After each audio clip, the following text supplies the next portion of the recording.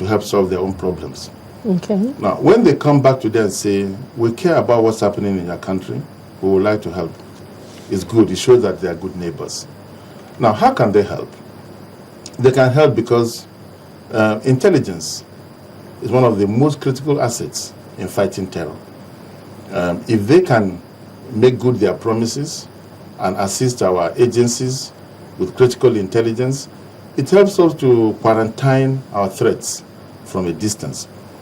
Beyond that, one of the causes of not just terror but violence in the sub-region is the large amount of small arms floating around the Sahel.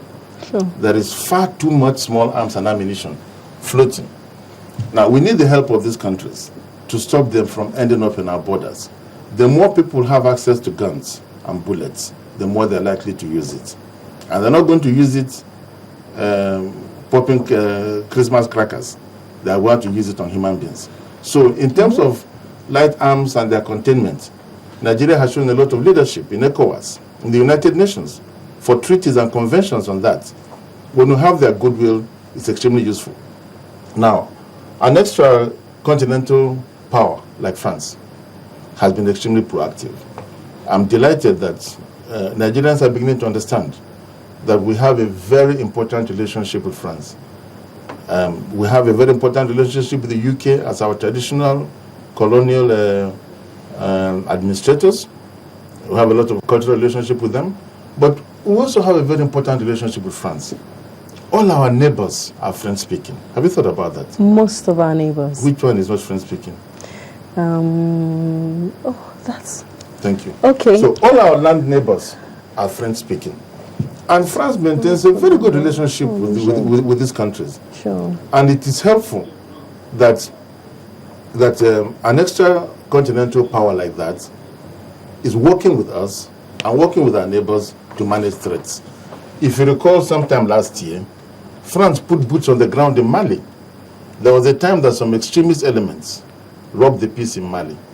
And these are the people that provide potential training grounds for people that disperse across the Sahel and even up to part of Nigeria and cause trouble. Now, when you disrupt their logistics, when you disrupt their supply line, when you disrupt their political and leadership structures, you are helping the people that will have been victims. So it's not just enough for us to say, oh, they made promises. How are we going to get it? The truth is that we are benefiting from the very constructive diplomacy that this country has done in very many years ago, and from the specific leadership and approach to international relationship that we now have under President Jonathan. All right, we'll go on a short break now, and when we return, we'll also take you on issue of intelligence that the heads of states have agreed they're going to share, and then how that is going to work for us in Nigeria.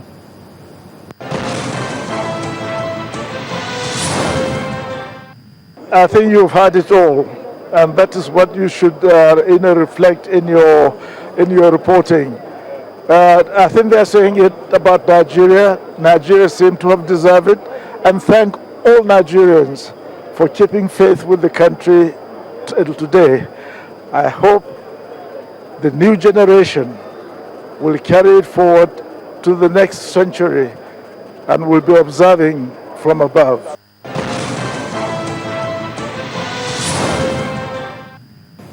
You're welcome back to Dateline Abuja. I still have here with me in the studio Mr. Ferdinand Agu. He is the Senior Special Assistant to the President's Office of the SGF on Research and Documentation. You're welcome. Thank you very much.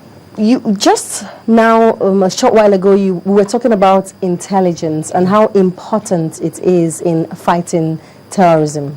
Now, rising from this conference, the African heads of state and government committed to share intelligence. My question now is, does Nigeria have this intelligence to share? And how far can this help in our own fight against terrorism? Does Nigeria have intelligence to share with the rest of Africa? Of course we do. Listen, put it this way. Okay. Because we are so central and I don't want to sound boastful about it. Let me say, because Nigeria is a very important economy in Africa, because Nigeria is a massive concentration of resource and activities in the in Africa. By some classification, we now have the biggest GDP in Africa. The president said yesterday that 1 out of every 2 West Africans is a Nigerian. You had another one say that 1 out of every 4 Africans is a Nigerian, and 1 out of every 5 black men is a Nigerian. We have a role to play. And because of the quantum of things that happen around us, others will have, first of all, lessons to learn from us, and reason to be in touch with us in case matters that affect them originate here. In the same way, because we are such a powerful magnet, not just of Nigerian people, but non-Nigerians also, a lot of things that can impact on us positively or negatively can originate from outside. So to that extent, we have a reason to share intelligence in all domains, political, economic, and military.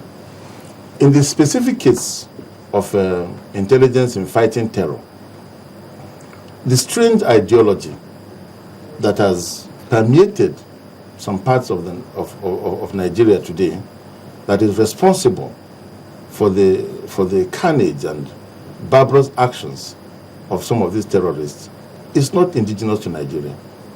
The Nigeria we know, east, west, north, and south, is not the home of extreme fanatical hatred. It's not the home of people that kill kids, murder women, disrupt education. The ideology that drives them is external to Nigeria. So to that extent, we would like to be able to follow it down to the roots, disrupt their chain of command, disrupt their resources, disrupt their logistics, and discourage the use of external areas for training people that are going to harm us. We have a stake in sharing intelligence. We have experience we can share with other African countries, and some of them will have intelligence that is of interest to Nigeria. Besides that, let me say also that some people just assume that any armed forces, simply because of its size, can overcome the opponent that we face. No, it's not possible. Our armed forces require a lot of assistance from our people. They need information, okay? And this information can come from the citizens themselves. It is not just enough for us to sit back and say, oh, the army has not been able to run these people out of town. We must ask ourselves, particularly people in high office that are speculating on whether the army has the capacity to do this or do that. We must hold ourselves responsible and say, have we given our armed forces all the assistance we can give to them as citizens? For instance, before we began this discussion, you made a very interesting point about some girls that were abducted, and both of us, it bled our hearts. And I was just thinking, as a journalist, you hold us to accountable for citizens that have fallen on the wrong side of these terrorists. But I also wish we spare a moment's thought for the families of soldiers and policemen that over the years have been victims of Boko Haram. They are also Nigerians. So we can all benefit from building a stronger community and a stronger sense of responsibility to ourselves by realizing that any information we have, there are useful channels through which we can pass it, and it will make it a lot easier for us to overcome in this fight against terror. Let's look at the plans by the AU heads of government. They're hoping that at the next session of the AU, that African countries would ratify a proposal to have a sort of African military force to help combat terrorism. This is one of the decisions that was released during the communique. So do you see this becoming reality, this African military force?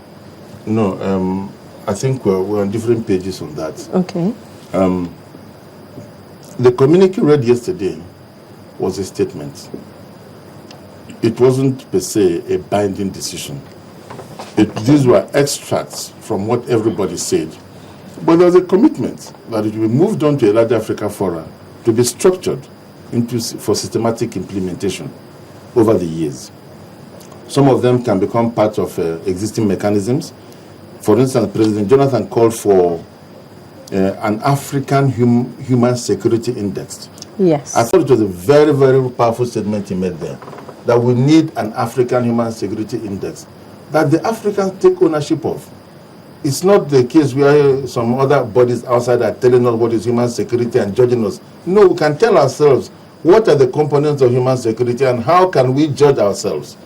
Now, we already have an African peer review mechanism. It's possible that these things can be incorporated, but at least our president has put that item on the table. In terms of an African intervention force, very few countries has the kind of history that Nigeria has in terms of very robust contribution to peacekeeping, because we are fundamentally a peace-loving nation. So that tells you that the basic idea of some kind of force, some kind of structure, some kind of architecture that is African-controlled and African-manned for us to be in and to be of use to other societies in distress is not alien to it. But these things are matters that when the structure and the composition and the are worked out, nations can sign on to either in totality or with some areas of adjustment. So I'll basically say that the idea of African capacity to intervene rapidly to solve African problems is one that Nigeria will always support. But the mechanism of any particular proposal is one that will be left to our foreign policy and military establishment to take a very good look at. This is one of the issues we've been grappling with as a nation. Now, question here is, are we truly united, or are leaders taking advantage of the followers? Permit me to say a few things about this issue. Yes. Sometimes we don't know just how well we have built as a country. In 1914, if you read Lord Lugard's amalgamation speech, Lugard said that in size, that the country that was being formed was about a third of British India and 1/6 was about a third of British India, and 6 times bigger than England and Scotland, something to that effect. Now, that British India he talks about has split over the years. What we now know from that British India of 1914 has now become India to India and Pakistan, Pakistan to Pakistan and Bangladesh. Okay. But Nigeria is still here. The Soviet Union was formed 3 years after the amalgamation of Nigeria. It didn't last 80 years. The Soviet has splintered. Okay? Czechoslovakia, Southern Sudan, Ethiopia and Eritrea. On and on and on and on. I'm telling you that even in these 100 years, Yes. we are an outstanding case. Our unity has been difficult to achieve. A lot of sacrifices and compromises have been made, but it has been worthwhile. England and Scotland will go to referendum in September this year, whether Scotland wants to remain in England. After a union of 703 years, England and Scotland are about to ask themselves, do we want to remain together? I want Nigerians to know that yes, we do have challenges, but we have a hell lot to be proud of. We have done very, very well. We have done well, and we can keep going on, and we can do better. Yeah. That is a good note on which to end today's discussion. Thank you. Thank you very much. Thank you. You're welcome. Thank you.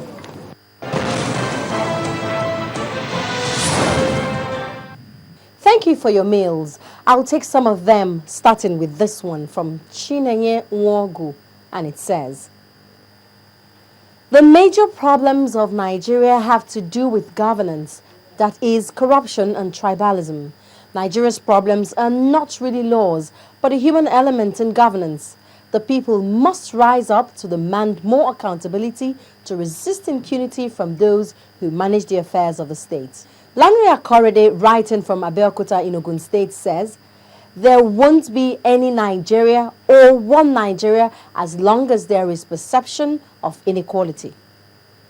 We have another one referring to the national dialogue, which says, why didn't the conference come up when President Goodluck Jonathan was elected in 2011? And why won't he wait until 2015 election?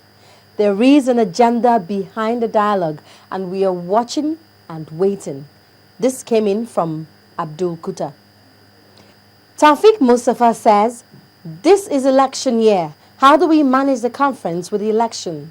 What happens to the outcome? Referendum or National Assembly? We must answer these questions sincerely if we want to succeed with the conference. Keep sending your comments and views to the address and Twitter handle on your screen.